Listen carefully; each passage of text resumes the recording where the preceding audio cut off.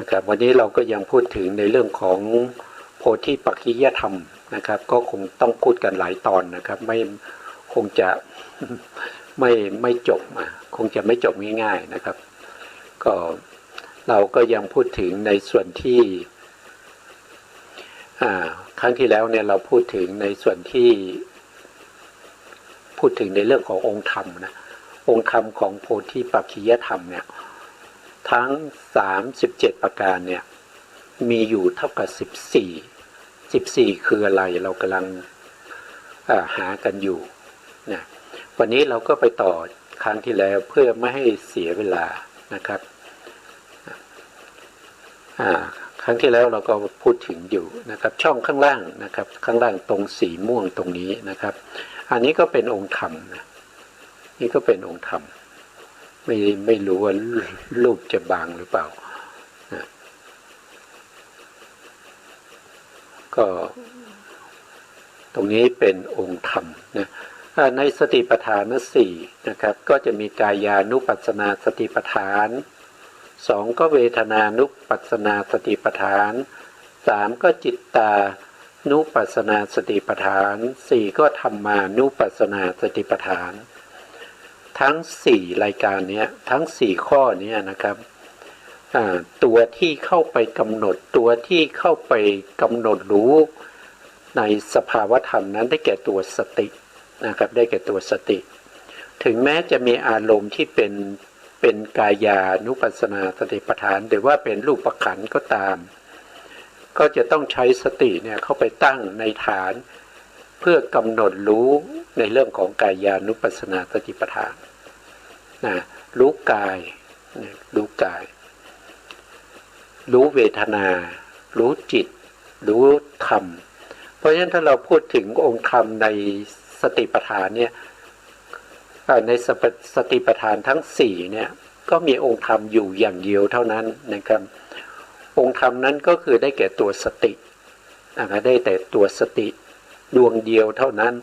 สติเป็นเจตสิกเนี่ยเป็นเจตสิกที่เป็นโสภณสาธารณเจตสิก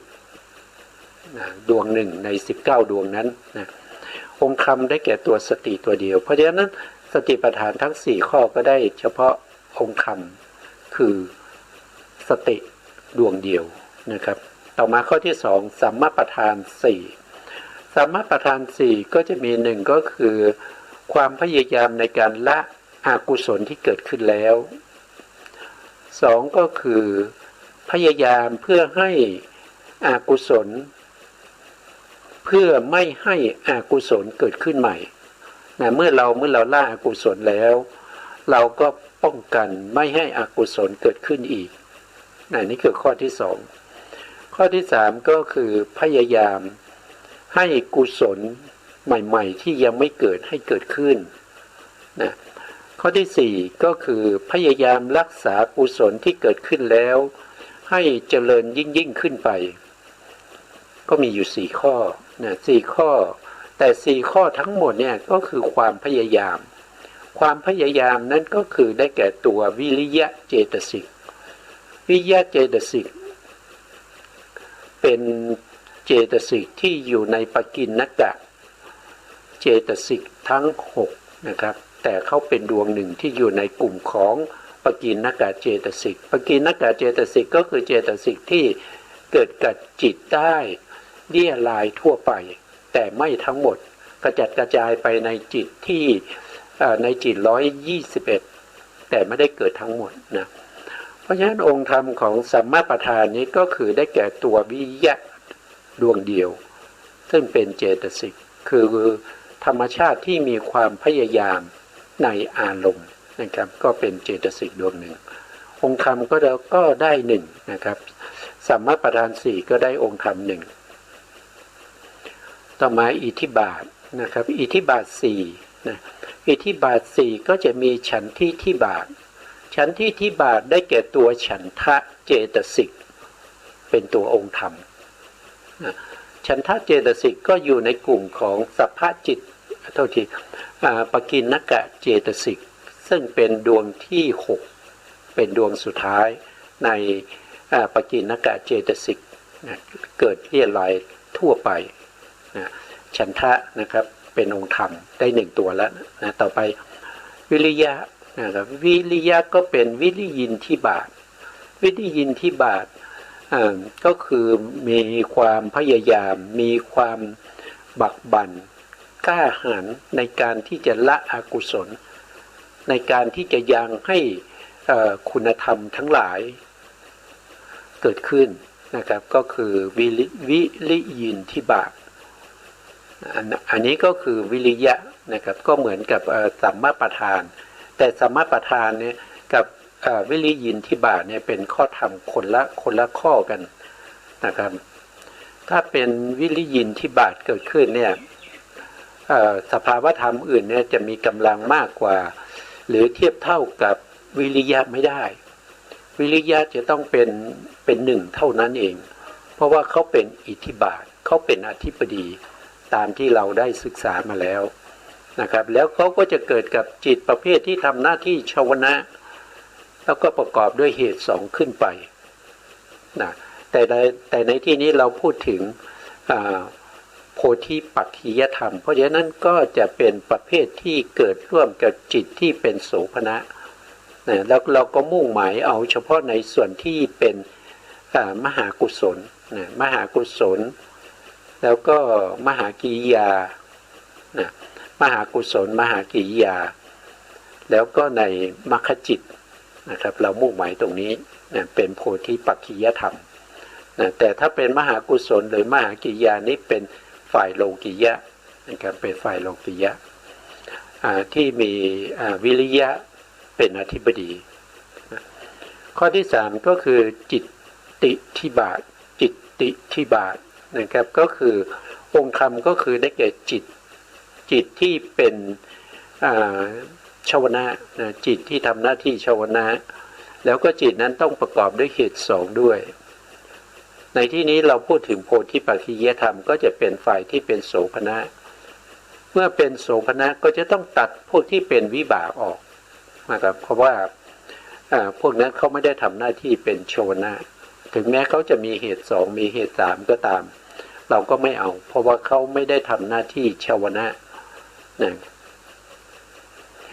ต่อไปข้อที่สี่นะข้อที่สี่ก็คือวีมังสิทธิบาทวีมังนะวีมังสิทธิบาทว่าโดยองค์ธรรมก็คือได้แก่ตัวปัญญาเจตสิกนะตัวปัญญาเจตสิกปัญญาเจตสิกที่เกิดร่วมกับมหากุศลนะครับญาณสัมปยุตนะแล้วก็มหาวิบากญาณสัมปยุตนะหรือว่าจะเป็นประเภทที่เป็นฌานนะแต่มุ่งหมายเอาเฉพาะในส่วนที่เป็นมรรคจิตนะเป็นมรรคจิตเพราะเป็นโพธิปักขิยธรรมก็เป็นสภาวะธรรมที่ประกอบในมรรคจิตนะครับถ้าว่าโดยองค์ธรรมในหมวดที่สามที่เป็นอิทธิบาทเนี่ยก็จะมีองค์ธรรมอยู่สี่นะครับหนึ่งก็คือฉันทะเจตสิกที่เป็นฉันทิทิบาทสองก็คือวิริยะเจตสิกที่เป็นวิริยิทิบาทสามก็คือจิตติทิบาทก็คือหมายถึงจิตที่เป็นชวนะมีเหตุสองเป็นฝ่ายโสภณะมุ่งหมายตรงๆก็คือมรรคจิตนั่นเองนะต่อไปสี่นะครับองค์ธรรมที่สี่ก็คือได้แก่ตัวปัญญาที่ชื่อว่าวีมังสิทธิบาทนะองค์ธรรมก็จะได้อยู่สี่อย่างนะก็มีฉันทะมีวิริยะมีจิตแล้วก็ปัญญานะต่อไปหมวดธรรมข้อที่สี่อินทรีย์ห้าอินทรีย์ห้าก็จะมีสัตทินทรีย์ก็คือศรัทธาเชื่อในสิ่งที่ควรเชื่อนะสองก็คือวิริยะเจตสิกนะครับก็เป็นวิริยินทรีย์นะสามก็คือสัตตินทรีย์ก็คือได้แก่ตัวสตินะสี่ก็สมาธินทรีย์ก็คือได้แก่สมาธินะห้าก็ได้แก่ปัญญินทรีย์ก็คือได้แก่ตัวปัญญาเพราะนี้สรุปแล้วในอินทรีย์ห้าก็จะมีองค์ธรรมอยู่ห้าองค์ธรรมห้าก็คือศรัทธาเจตสิกวิริยะเจตสิกสติเจตสิกสมาธินี่ก็ต้องเป็นเอกคตาเจตสิก นะส่วนปัญญาก็จะเป็นอโมหะเจตสิกหรือเรียกว่าปัญญินทรีย์ก็ได้นะก็จะมีอยู่ห้าส่วนพละห้านะครับพละห้าก็เช่นเดียวกันกับอินทรีย์นะครับก็จะมีศรัทธาพละนะก็คือได้แก่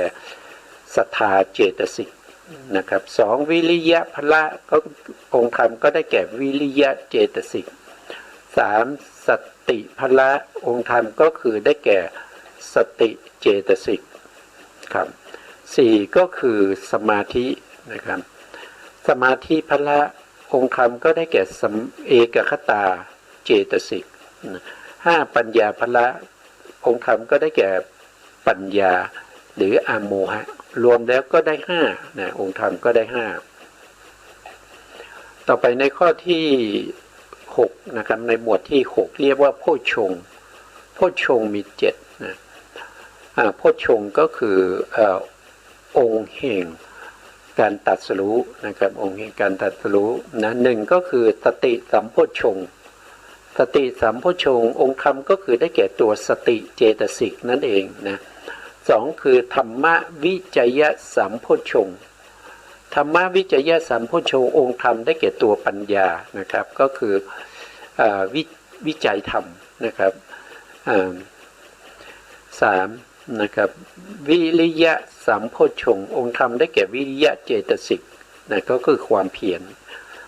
สี่ปีติสัมโพชฌงค์ก็คือได้แก่ตัวปีติปีตินี้เป็นเจตสิกที่อยู่ในปกิณกะเจตสิกดวงหนึ่งนะครับเขาเป็นเจตสิกประเภทประกอบกับจิตเลี่ยลายทั่วไปแต่เขาจะประกอบเฉพาะจิตที่มีเวทนาเป็นสมนัตเท่านั้นนะครับเวทนาเป็นสมนัตเนี่ยก็จะมีอยู่เท่าไหร่62ดวงนะมีอยู่62ดวงนะมี62นะต่อไปก็คือปัสสัทธิสัมโพชฌงค์ปัสสัทธิสัมโพชฌงค์ก็คือได้แก่ปัสสัทธิมีอยู่2ดวงนะครับกายปัสสัทธิเจตสิกแล้วก็จิตตปัสสัทธิเจตสิกแต่ถ้ารวมสภาวธรรมแล้วก็เหมือนกันเพราะฉะนั้นเราก็นับเพียงหนึ่งนับเป็นปัสสัทธิเท่านั้นเองเราไม่แยกเป็นกายปัสสัทธิจิตตปัสสัทธินะครับก็เป็นหนึ่งนะต่อไปข้อที่6นะสมาธิสัมโพชฌงค์สมาธิสัมโพชฌงค์องค์ธรรมก็คือได้แก่เอกคตาเจตสิกนะทำหน้าที่ยกสัมปยุตธรรมขึ้นสู่อารมณ์นะครับตั้งมั่นอยู่ในอารมณ์เดียวคือตั้งมั่นอยู่ในอารมณ์เดียวนะครับถ้าเป็นยกนี้ก็ผมก็ถ้ายกสัมปยุตธรรมขึ้นสู่อารมณ์ก็จะเป็นตัววิตกนะครับก็จะสับกันนิดหน่อยนะอันนี้คือเขาตั้งมั่นอยู่ในอารมณ์เดียวนะครับก็คือสมาธิคือเอกคตาก็เรียกว่าเป็นสมาธิสัมโพชฌงค์ต่อไปข้อที่7นะข้อที่7ก็คืออุเบกขาสัมโพชฌงค์อุเบกขาสัมโพชฌงค์ตรงนี้ไม่ใช่เวทนาคำว่าอุเบกขาตรงนี้ไม่ใช่เวทนาองค์ธรรมเขาคือได้แก่ตัตตละมัชฌตตานะครับซึ่งเป็นเจตสิกดวงหนึ่งที่อยู่ในโสภณสาธารณเจตสิก19นะครับก็สรุปแล้วในโพชฌงค์ก็จะมีองค์ธรรมอยู่7นะครับก็คือสติสัมโพชฌงค์ปัญญานะครับสติเจตสิกนะครับปัญญาเจตสิกวิริยะเจตสิกปีติเจตสิกปัสสัทธิเจตสิกแล้วก็เอกคตาเจตสิกแล้วก็ตัตตละมัชฌตตาเจตสิกรวมแล้วก็จะเป็น7องค์ธรรมก็จะมี7ต่อไปในหมวดที่7นะครับก็คือมรรคขังคะมี8นะครับก็คือมรรคมีองค์8นะครับข้อที่1สัมมาทิฏฐิสัมมาทิฏฐิองค์ธรรมได้แก่ตัวปัญญานะครับปัญญา2ก็คือสัมมาสังกัปปะสัมมาสังกัปปะองค์ธรรมได้แก่ตัววิตกเจตสิกตึกในกุศลสังกัปปะ3นะต่อไป3ก็คือสัมมาวาจานะครับเว้นจากวจีทุจริตทั้ง4ก็สัมมากัมมันตะเว้นจากกายทุจริต3นะพ พูดถึงตรงนี้มีท่านถามนะ ถามมาว่าถ้ากายะสัมมากัมมันตะเนี่ยนะครับก็คือเว้นจากกายะทุจริตสามนั่นก็คือได้แก่เว้นจากการฆ่าสัตว์หนึ่งเว้นจากการฆ่าสัตว์สองเว้นจากการลักทรัพย์สามเว้นจากการประพฤติผิดในกามแล้วก็ถามว่าแล้วก็การงดเว้นจากการดื่มสุราไปจัดอยู่ตรงไหนนะครับก็ตอบว่าก็ส่งข้อเข้าในเป็นสัมมากัมมันตะเหมือนกันนะครับก็ส่งข้อเข้าในนี้นะส่งข้อเข้าในสัมมากัมมันตะนะครับแต่ที่พระพุทธองค์แสดงไว้ก็จะมีอยู่3นั่นก็คือเว้นจากการฆ่าสัตว์เว้นจากการลักทรัพย์แล้วก็เว้นจากการประพฤติผิดในกามนะครับก็ส่งข้อเว้นจากการดื่มสุราเข้ามานะครับก็เป็นสัมมากัมมันตะนอกจากนั้นสัมมากัมมันตะยังต้องเว้นอาชีพต้องห้ามอีก5อย่างนะครับ5อย่างคืออะไรก็คือเลี้ยงสัตว์ให้เขาฆ่านะครับเช่นเราเลี้ยงไรเลี้ยงปลาไว้นะครับแล้วก็พอโตแล้วก็ขายให้เขาไปฆ่าอย่างเงี้ยไม่ควรทำนะครับอันนี้คือต้องเว้นนะสองก็คือเว้นจากการฆ่ามนุษย์ค้ามนุษย์ตัวที่ค้ามนุษย์นะครับเช่นค้าประเวณีนะครับค้าขายเป็นทาสเขาอย่างเงี้ยไม่ควรทำนะครับข้อที่3ก็คือค้ายาพิษทั้งหลายยาฆ่าแมลงทั้งหลายนะครับอันนี้ก็ไม่ควรทำ4ก็คือค้าพวกยาเสพติดนะครับยาบ้านะยาไอซ์นะครับพวกนี้ไม่ควรทำนะครับแล้วก็ข้อที่5ก็คือค้าอาวุธสงครามทั้งหลายนะครับก็ไม่ควรทำอันนี้ก็ต้องเว้นนะครับเพราะฉะนั้นถ้าไม่เว้นก็จะไม่ใช่สัมมาอาชีวะนะครับสัมมาอาชีวะต้องเว้นจากวจีทุจริต4กายทุจริต3แล้วก็เว้นจากอาชีพต้องห้ามอีก5ข้อด้วยกันนะครับข้อที่6ก็สัมมาวายามะสัมมาวายามะก็คือความเพียรนะก็คือวิริยะนั่นเองนะตัววิริยะนะข้อที่7ก็คือสัมมาสติก็ได้แก่ตัวสติเจตสิกนะครับข้อที่8ก็สัมมาสมาธินะครับก็ได้แก่เอกคตาเจตสิกถ้าเรารวมองค์ธรรมแล้วก็จะได้8ก็คือ1ก็คือปัญญานะครับปัญญาเจตสิก2ก็วิตกเจตสิก3ก็สัมมาวาจาเจตสิก4ก็สัมมากัมมันตะเจตสิก5สัมมาอาชีวะเจตสิกนะ3ดวงนี้นะครับข้อที่3จนถึงข้อที่5เนี่ยเขาเรียกว่าเป็นวิรตินะครับวิรติเจตสิกก็คือ3ดวงนี้ต้องมีการเว้นนะครับก็มีการเว้นนะไม่ทำนะต้องเว้นนะครับถึงเรียกว่าเป็นวิรติก็คือการงดเว้น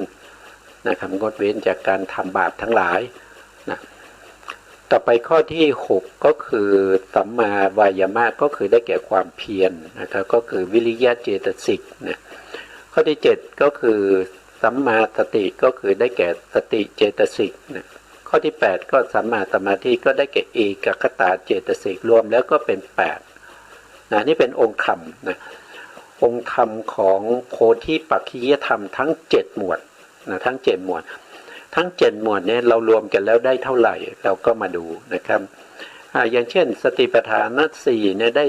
ได้1เท่านั้นก็คือตัวสตินะครับตัวสติเป็นสติได้ทั้ง4ข้อทั้งกายานุปัสสนาสติปัฏฐานเวทนานุปัสสนาสติปัฏฐานจิตตานุปัสสนาสติปัฏฐานธรรมานุปัสสนาสติปัฏฐาน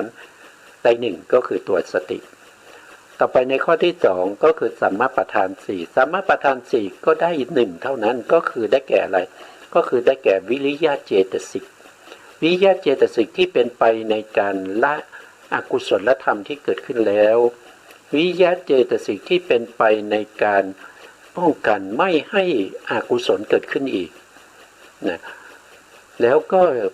ต้องมีความพยายามในการทำให้กุศลใหม่ๆเกิดขึ้น เมื่อกุศลนั้นเกิดขึ้นแล้วต้องรักษาไว้ให้เจริญรุ่งเรืองขึ้นทั้งหมดนี้ก็เป็นวิยะเจตสิกดวงเดียวเมื่อวิยะเจตสิกรวมกับสติปัฏฐานนะครับสัมมาปัฏฐานกับสติปัฏฐานรวมกันก็จะได้แค่สองได้แค่สองก็คือสติเจตสิกหนึ่งวิริยะเจตสิกหนึ่งได้มาสองนะต่อไปในธรรมหมวดที่สามก็คืออิทธิบาทสี่อิทธิบาทสี่ก็จะมีฉันทาธิปติก็คือฉันทาเจตสิกสองก็วิริยิธิบาทก็คือได้แก่วิริยะเจตสิกสามคือจิตติธิบาทก็คือได้แก่ตัวจิต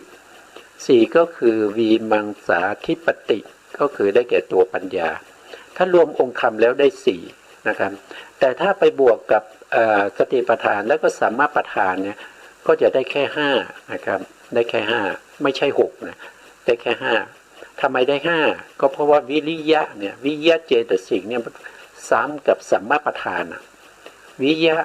ก็คือวิริยีที่บาทนะครับซ้ำกับสัมมาปัฏฐานสี่ก็นับเพียงหนึ่งก็ได้แค่รวมกันแล้วก็ได้ห้านะรวมกับสตินะครับก็ได้ห้าต่อไปในหมวดที่สี่อินทรีย์ห้าอินทรีย์ห้าว่าโดยองค์ธรรมได้ห้าใช่ไหมครับได้ห้าก็คือศรัทธาเจตสิกวิริยะเจตสิกสติเจตสิกสมาธิเอกคตาเจตสิกแล้วก็ปัญญาเจตสิกแต่ถ้ารวมกับสติปัฏฐานสัมมาปัฏฐานอิทธิบาทแล้วก็ได้เจ็ดนะครับได้เจ็ดถึงแม้ตัวเองได้ห้าไม่สามารถไปบวกกับห้านะครับเพราะว่ามีเจตสิกที่ซ้ำกันนะครับอะไรซ้ำกันก็คือวิริยะนะวิริยะซ้ำกันสติซ้ำกันแล้วก็เอกคตาก็ซ้ำกันสมาธิตัวปัญญาก็ซ้ำกันนะตัวเอกคตายังไม่ซ้ำกันนะครับได้แค่สองนะได้แค่ได้ศรัทธากับเอกคตาก็คือสมาธินะครับได้มาอีกสองบวกกับห้านะบวกกับห้าก็จะเป็นเจ็ดองค์ธรรมมีเจ็ดองค์ธรรมเจ็ดนี้ก็คือได้แก่หนึ่งก็คือสตินะครับสองก็คือได้แก่วิริยะสามได้แก่ฉันทะสี่ได้แก่จิตนะห้าได้แก่ปัญญานะครับหกได้แก่ศรัทธาเจตสิกนะครับเจ็ดก็ได้แก่เอกคตาเจตสิกนะต่อไปในหมวดที่ห้าก็คือพละนะพละก็มีห้าก็พละก็เหมือนกับอินทรีย์องค์ธรรมเหมือนกันเลยนะครับเพราะฉะนั้นก็ยังได้เจ็ดนะครับเพราะว่าที่ซ้ำกันเราไม่นับนะครับก็ยังได้องค์ธรรมเท่ากับเจ็ดนะ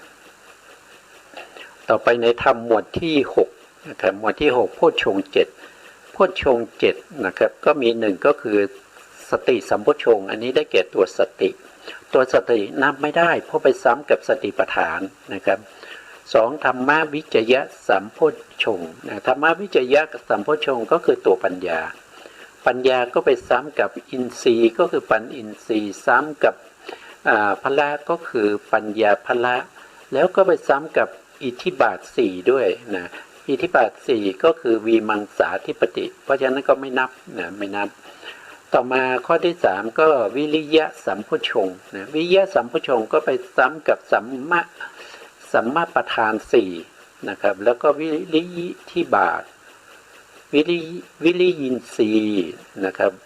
วิริยะพละเพราะฉะนั้นก็ไม่นับนะครับต่อไปปิตินะข้อที่สี่ปิติสัมโพชฌงค์ได้แก่ตัวปิติเจตสิกนะปิติเจตสิกนี้ยังไม่ซ้ำกับใครเลยก็นับมาหนึ่งนะนับมาหนึ่งต่อไปก็ปัสสัทธินะปัสสัทธิก็ไม่ซ้ำนะปัสสัทธิเจตสิกก็ไม่ซ้ำก็ได้สองนะ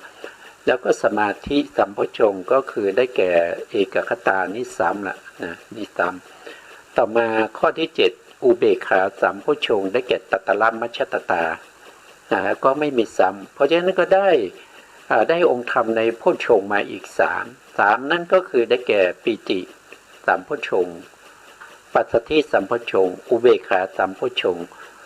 รวมกับเจ็ดตรงนี้นะรวมกับเจ็ดตรงนี้สามบวกกับเจ็ดก็เป็น10นะครับก็เป็น10ต่อไปในหมวดธรรม ข้อที่7นะหมวดที่7นะหมวดที่7มรรคังคะนะมีอยู่8นะ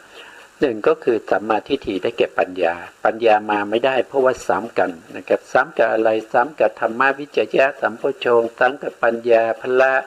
ซ้ำกับปัญอินทรีย์ซ้ำกับวีมังสิทธิบาทนะครับเพราะปัญญาก็เว้นไปนะต่อมาสัมมาสังกัปปะสัมมาสังกัปปะนี่ไม่ซ้ำกับใครเพราะองค์ธรรมได้แก่ตัววิตกเจตสิกไม่มีนะครับในสติปัฏฐาน4ก็ไม่มีในสัมมาปัฏฐาน4อิทธิบาท4อินทรีย์5พละ5โพชฌงค์7ไม่มีวิตกนะครับแต่มามีวิตกในมรรคังคะเพราะฉะนั้นก็ได้1ก็คือเป็นวิตกเจตสิกที่เป็นสัมมาสังกัปปะนะ2ก็คือได้แก่ตัวสัมมาวาจานะสัมมาวาจาไม่ซ้ำนะครับก็นับได้อีก1นะสัมมากัมมันตะอีก1ก็เป็น3นะสัมมาอาชีวะอีก1ก็เป็น4นะต่อไปข้อที่6ก็เป็นสัมมาวายามะอันนี้ก็คือได้แก่วิ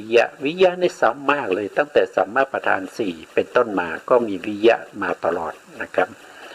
ต่อไปก็สัมมาสติก็ไปซ้ำกับสติปัฏฐานนะครับซ้ำกับสติปัฏฐานแล้วไปซ้ำตรงไหนอีกนะครับก็มาซ้ำกับอินทรีย์นะอินทรีย์ก็สตินทรีย์ซ้ำกับพละก็เป็นสติพละซ้ำกับโพชฌงค์7ก็เป็นสติมีไหมโพชฌงค์7ไม่มีสตินะครับไม่มีมีข้อที่1เลยนะครับไม่ใช่ไม่มีข้อที่1ก็เป็น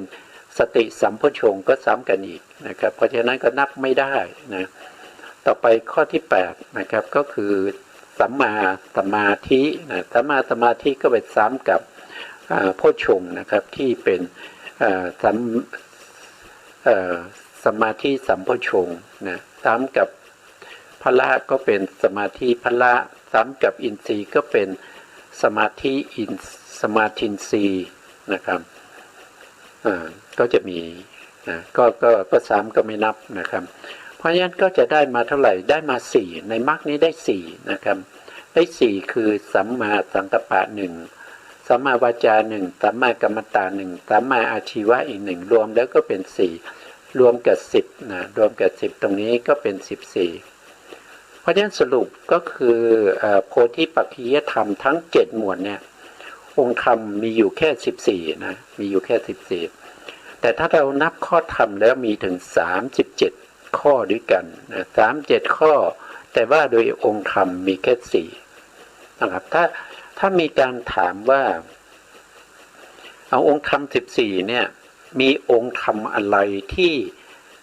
เกิดได้ในฐานทั้งหมดมีไหมมีองค์ธรรมไหนที่สามารถเกิดในส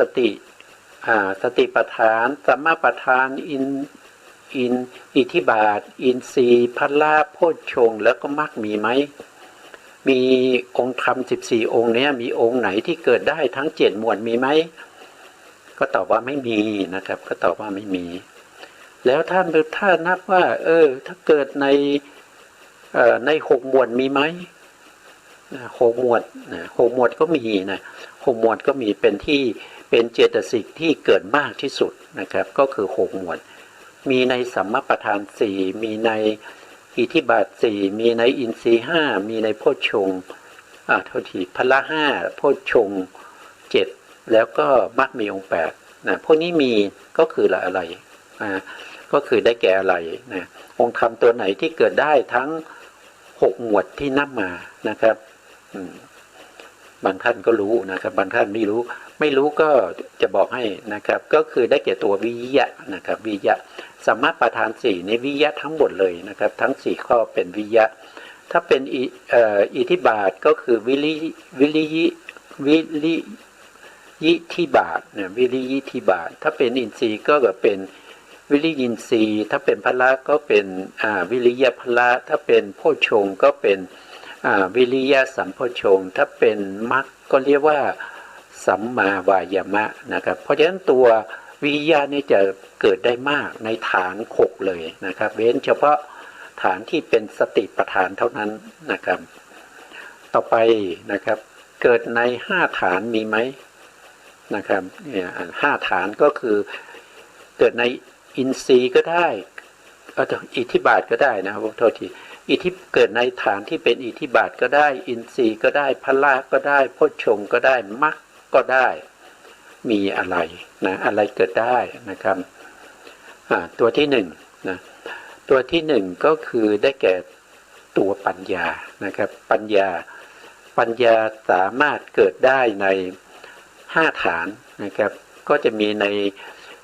ปัญญาเกิดในอิทธิบาทก็เรียกว่าวีมังสิทธิบาทปัญญาเกิดในอินทรีย์ก็เรียกว่าปัญอินทรีย์ปัญญาเกิดในพละก็เรียกว่าปัญญาพละปัญญาเกิดในโพชฌงค์ก็เรียกว่าธรรมวิจยะสัมโพชฌงค์ปัญญาเกิดในมรรคก็เรียกว่าสัมมาทิฏฐิอันนี้มีอยู่5ฐานนะครับมีอยู่5ฐานนะครับมีอะไรอีกที่อยู่ใน5ฐานนะครับไม่มีแล้วนะครับปัญญามี5ฐานนะครับมีสติอีกดวงหนึ่งนะมีสติอีกดวงหนึ่งเกิดได้ในฐานทั้ง5นะครับก็จะมี1ก็คือเป็นสติปัฏฐานนะครับตัวสติ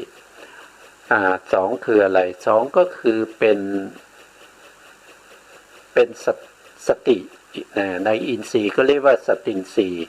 3ก็คือสติพละ4ก็คือสติสัมโพชฌงค์5ก็คือสัมมาสตินะครับเพราะฉะนั้นตัวปัญญากับตัวสตินี่เกิดได้5ฐานนะครับ5ฐานเหมือนกันจะแตกต่างกันที่ฐานนะครับตัวปัญญาไม่มีในสติปัฏฐานนะแล้วก็ตัวสติก็ไม่มีในอิทธิบาทนะครับก็เว้นกันอย่างนี้นะแล้วก็ต่อไปคืออะไรนะครับที่เกิดได้ในฐานทั้ง5ยังมีอยู่ไหมนะฐานทั้ง5ก็ไม่มีนะครับถ้าเกิดได้4ฐานนะ4ฐานก็จะมีอะไรมีสมาธินะครับก็คือเอกคตานะเอกคตาที่อยู่ในอินทรีย์ก็เรียกว่าเป็นสมาธินทรีย์ถ้าอยู่ในพละก็เรียกว่าสมาธิพละถ้าอยู่ในโพชฌงค์โพชฌงค์ก็เรียกว่าสมาธิสัมโพชฌงค์นะสมาธิสัมโพชฌงค์ถ้าอยู่ในมรรคก็เรียกว่าสมาธิสัมมาสมาธินะครับก็จะมีอยู่4เกิดได้ใน4ฐานนะครับ4ฐานมีอะไรอีกนะครับที่เกิดได้ใน4ฐานนะอะไรสติวิริยะศรัทธาก็ว่าศรัทธานี่มีอยู่ฐานเดียวนะครับศรัทธามีอยู่ฐานเดียวฉันทะมีฐานเดียวจิตตะมีฐานเดียวศรัทธาเขามี2ฐานนะครับก็คืออินทรีย์ก็เป็นสัตทินทรีย์นะครับแล้วก็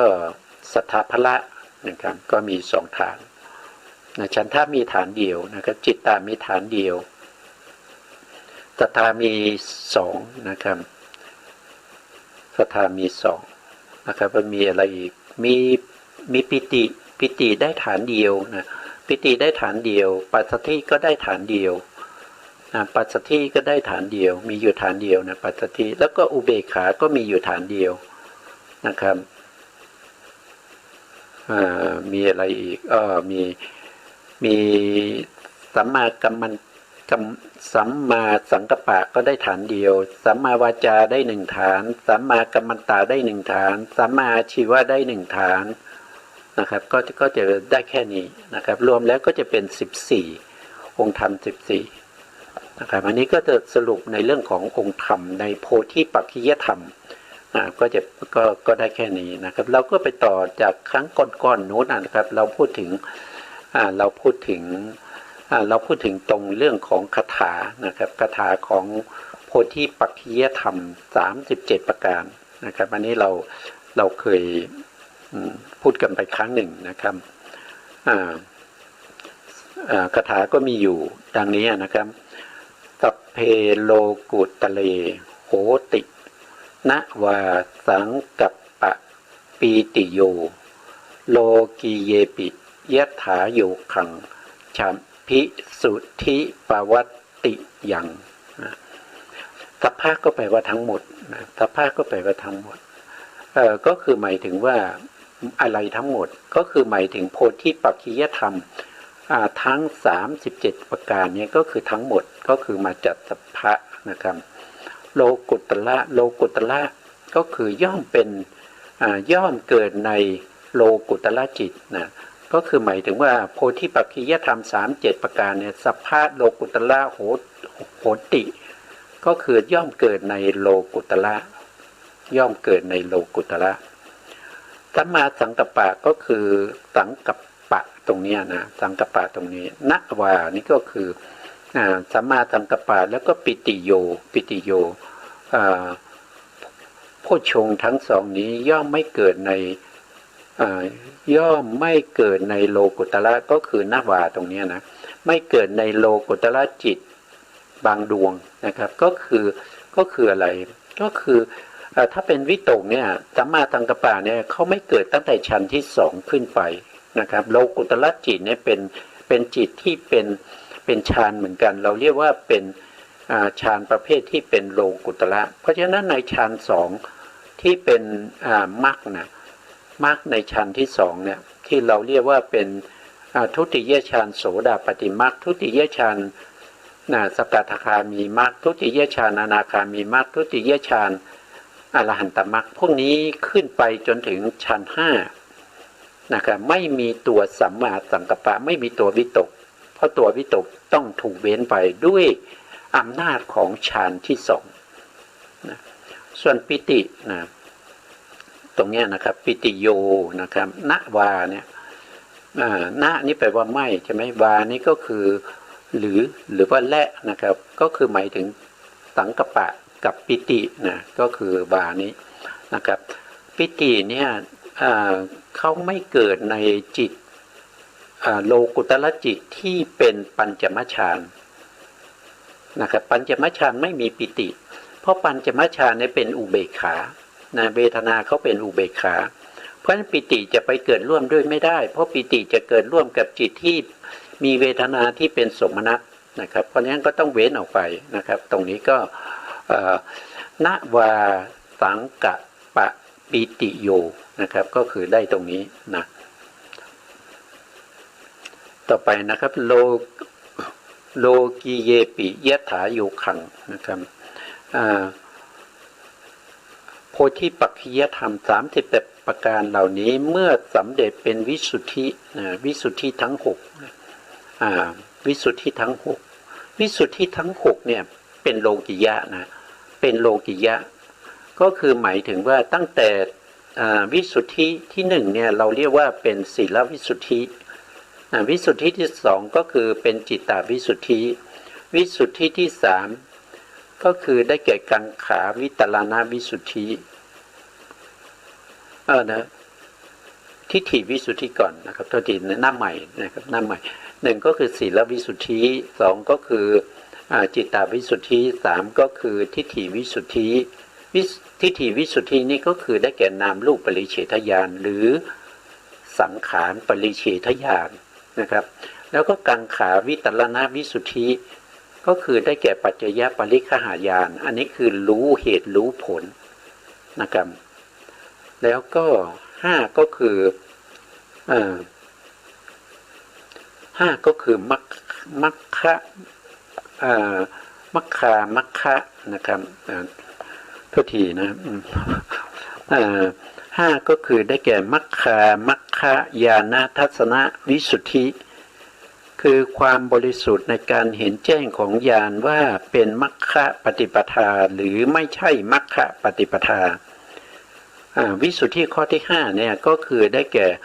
สัมมัสสนญาณนะเมื่อเราไปเทียบกับญาณที่เกี่ยวกับเรื่องของวิปัสสนาเทียบกับญาณ16โสรัสญาณเขาจะเป็นญาณที่3เรียกว่าสัมมัสสนญาณกับญาณที่4ครึ่งหนึ่งนะครับไม่เต็มครึ่งหนึ่งของญาณที่4ที่เรียกว่าตัลลุนะอุทยพยญาณ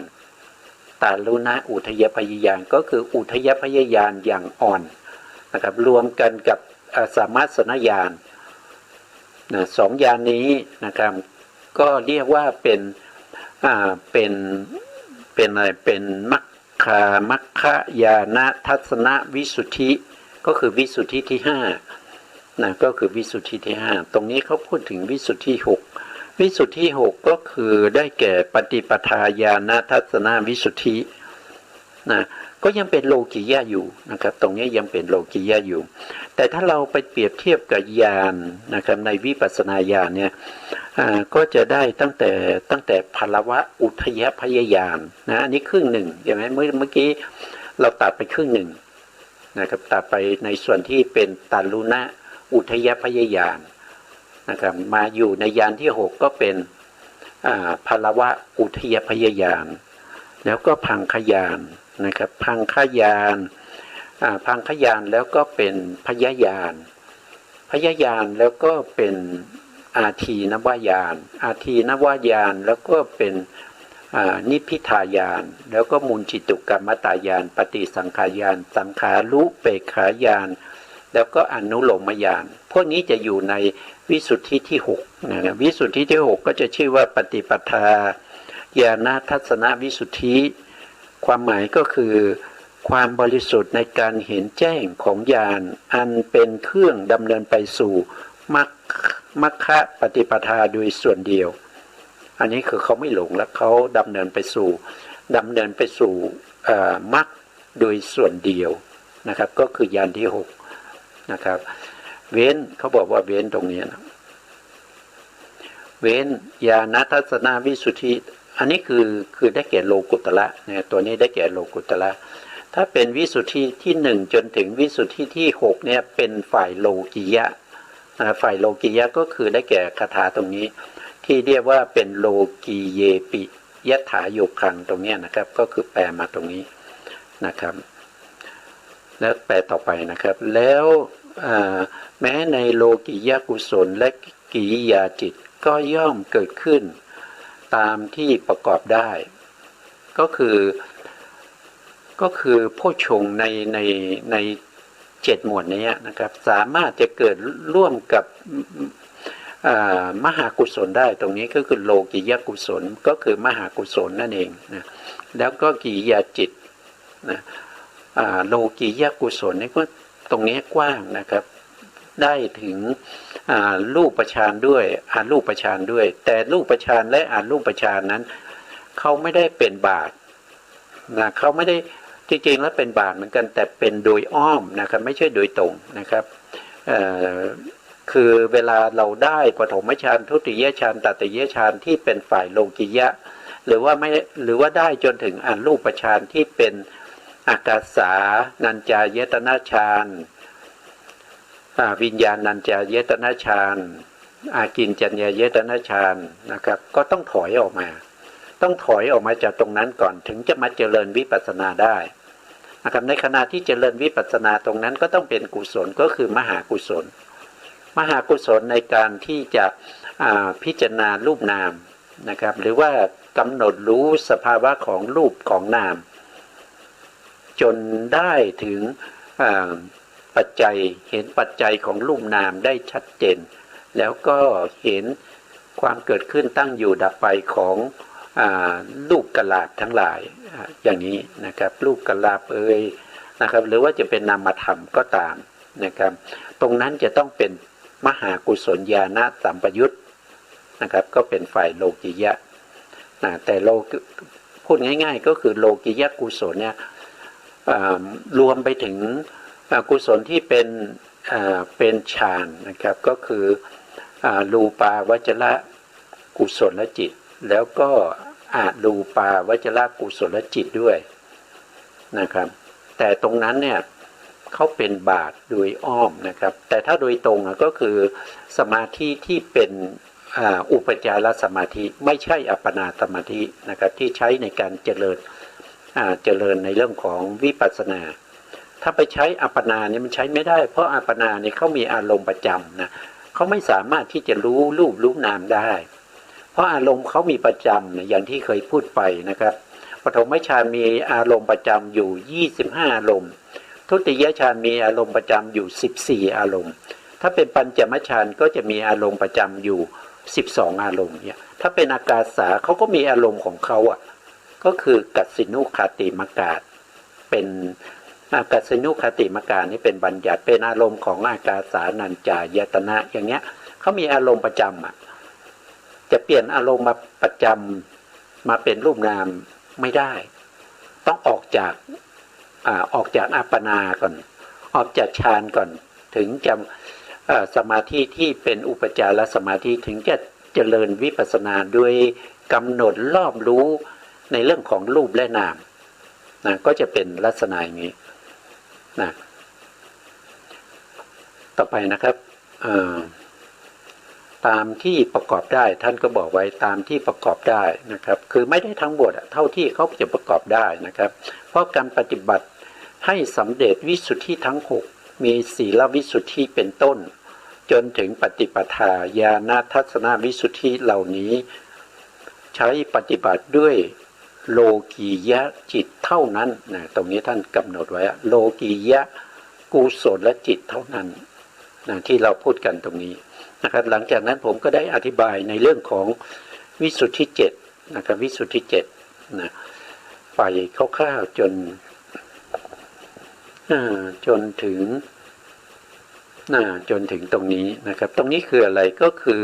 วิสุทธิข้อที่5นะครับข้อที่5ก็คือมัค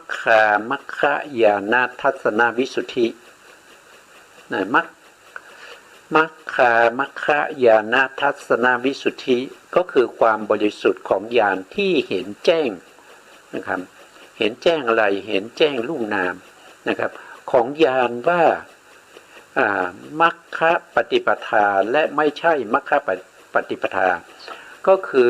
ในวิสุทธิข้อที่5เนี่ยคือเขามีความเห็นแจ้งว่าส่วนไหนที่เป็นมรรคนะครับส่วนที่จะดำเนินไปสู่มรรคในอนาคตส่วนไหนที่ดำเนินไปในทางที่ไม่ใช่มรรค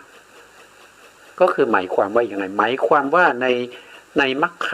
คญาณทัศนวิสุทธินี้จะมี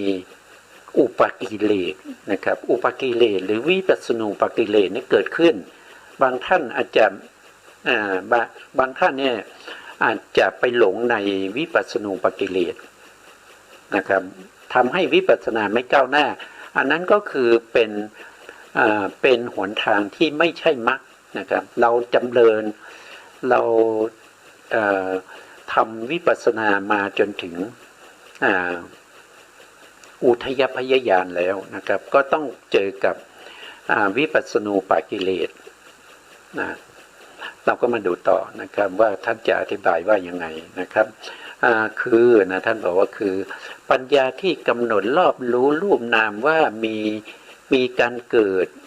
ตั้งอยู่ดับไปด้วยนะอันนี้เกิดขึ้นตั้งอยู่ดับไปเนี่ย